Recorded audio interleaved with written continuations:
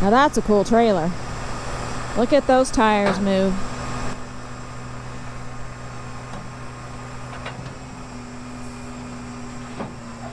Check this out, Christy. Yeah, that's a cool trailer. Nice trailer, but nice toys on the trailer. Yeah. That's true. We're definitely not going to be the first one to get this one muddy. No, I don't think they're worried about mud on it. Boy, that runs quietly. Now, RPM Machinery is only located about 2 miles away from us, so it really wasn't a very long drive for them to bring this up here. This is one of their rental units. Okay, so I guess that kind of spoils the suspense. Not many folks use a large excavator to install a hybrid heat pump. Anyway, while we're watching this, we'll talk you through some of the pros and cons that we considered in our decision. We might as well hit the biggest one first. Let's talk about the upfront cost of each system.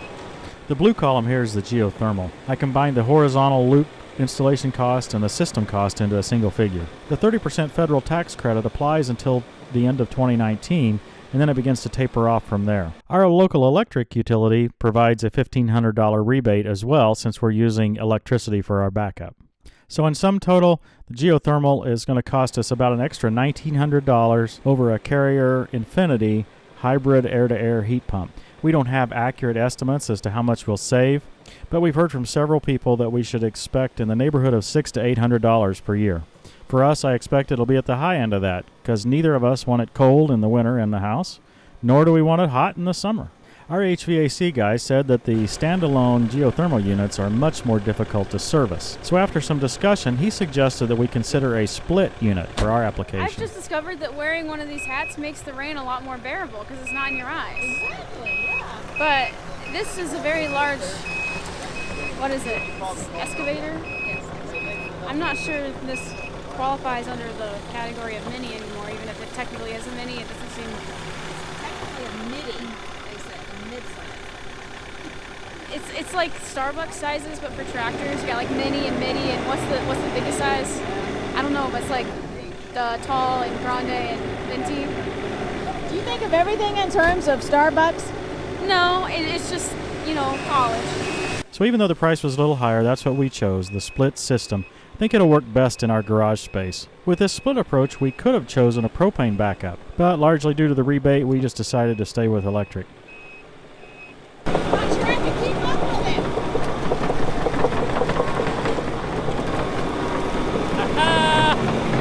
We're gonna dig. There were a lot of comments in previous videos about how cool the air is out of a heat pump. Our HVAC guy, who isn't really a fan of geothermal, explained that the geothermal will have a more consistent temperature. The air-to-air heat pump would be warmer on a warm day, but cooler air coming out of the vents on a coldest day. Since we had already decided we were going to choose a heat pump for efficiency reasons, this difference in temperature didn't seem to be a sales point for either side. Hey guys, I want to introduce you to Josh and Aaron from RPM Machinery here in Lebanon. We've been happy to get to know the guys at RPM recently. Most of our early dealings were with Case Corporate, and it's been, wow, really good customer service down there. They've been really kind to us. And Aaron, today you brought us a new machine. Well, not new, but it's new to me, to do some digging for us. What do we have here? Right here we have the Case CX80 MIDI. We're going to use this thing to dig a trench for our geothermal. If you haven't heard, we've been without a furnace for 2 weeks. Aaron, Josh, you need to bring some firewood and do anything you can to help us keep our hands warm. No problem. We'll go load the truck up for you. Yeah. But yeah, we're going to be using this. Actually, I'm probably not going to be doing the digging. We've actually hired a guy to do the digging for our geothermal. And we asked him if he would like to try out a Case machine. And he said he absolutely would. He would love to give it a shot. He uses a competitor machine right now. He needs some exposure to the good stuff here, Aaron and Josh. I think we need to get him started on that. And he's local here. You'll get to meet him in the upcoming video. But I was a little nervous about doing the digging, especially after he explained to me some of the details that he had to work through. And so I may get to dig a little of it, but he's going to be in charge, and he's also going to lay all of the geothermal lines, the actual hoses. And I've read online that there is some challenge with refilling the trench, and that has to be done just right. I don't know. We'll see how that goes. For now, we're just excited to have this. Then when you start in the cab, the first thing you notice is, obviously with all of Case, is, you know, the space. That's one thing that attributes over the other competitors.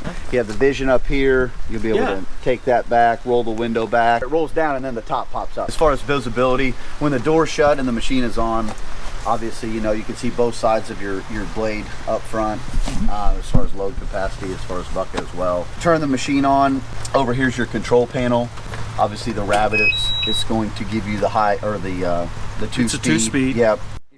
Okay, while I continue to get my training there, let's get back to the topic at hand. We worked around the first geothermal disadvantage by selecting the split system. Another disadvantage that commenters have listed is the expensive replacement parts. Our HVAC guy agreed. Geothermal system parts are unique. Standard heat pump parts are relatively common across all brands, so they're easier to find and cheaper. I dealt with this by convincing myself that our system will just never break. It'll always be perfect.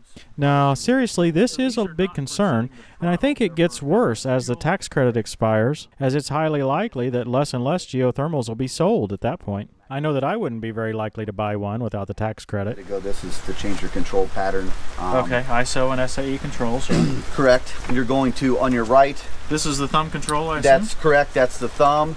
To the right of that is what runs your auxiliary hydraulic. Do you honestly think I'm getting all of that? Hopefully there's no quiz. Yep. Hey, Katrina, what you doing? It's loud.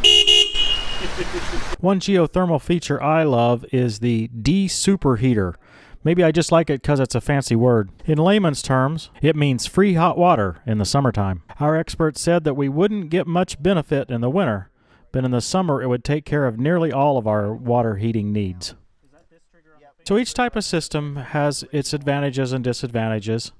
If you have cheap natural gas, I would still choose a traditional furnace. The wisdom of our decision will depend on the price of LP gas in the future.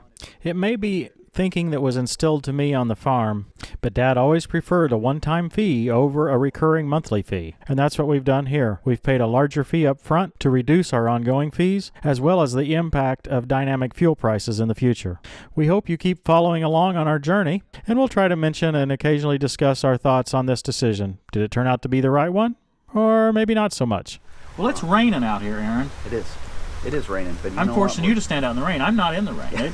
You know, you're nice up there. The cab's not big enough for you, I think. We're going to have to end this, I think, because he's going to get soaked. And how about cameraman? Is cameraman going to get soaked? Already am. Uh-oh. What you're willing to sacrifice for this job? Yeah, I'll tell you my fee later. Uh-oh. Aaron, I may need a loan. Oh. Hey, you know what? I can probably find a guy for you. Uh-oh. I can find a guy for you. What are you doing? Changing it to your setting? That's what I was trying to, yeah. Let me see if that did what I needed to do.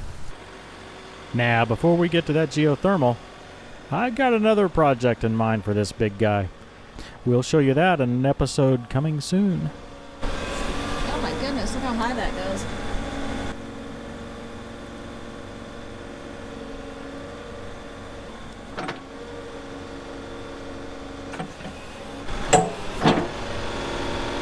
Look like some sort of animal to you? Like one of those dinosaurs with like the really long necks? Yeah, that's kind of what I was thinking. What kind of is that a T-Rex? No. No, T-Rex has no arms. Right. Stegosaurus? Something like that. Stegosaurus. No, come on. The Stegosaurus is the one with those slabs of rock on his back. Are you Googling it? Yeah, I gotta know. Come on, Wi-Fi.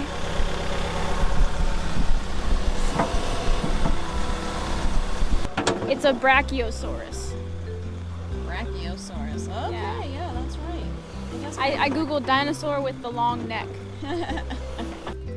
Okay, it's clear we need to get Catril signed up for a dinosaur class next semester. Meanwhile, check back in a few days to see some more about our new geothermal system, and we'll see you next time on Tractor Time with Tim.